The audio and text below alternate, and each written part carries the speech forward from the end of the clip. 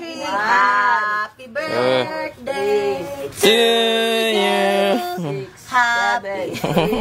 Kalipay nga gitunol ni City Mayor Jose Relampagos pinaagi kay JM Relampagos ang cash gift ngadto kay Lolo Victoriano P. Crepo, 100 years old nga taga Barangay Consolacion, og Lola Aurelia S. Chavez nga 100 years old usab nga taga Barangay New Pandan isip mga centenarian awardees sa syudad. Matag usa sa ilahan nakadawat og 30,000 pesos nga gikan sa lokal nga panggamhanan sa Panabo.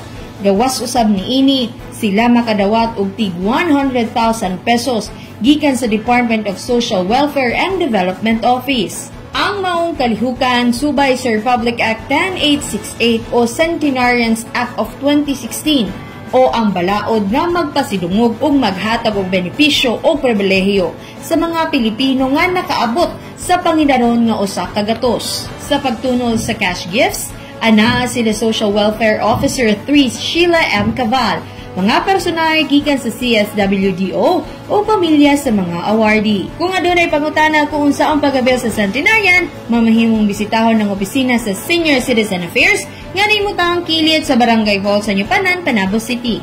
Magdala lamang og birth certificate o marriage contract isip pagpamatuod nga miedad na kini og 100 years old. Kauban sa kamera si Francis Paculana, kini si Team Acevedo nga gikan sa City Information Office Broadcast Services. Alang sa Frontline News Panabo, importante inform.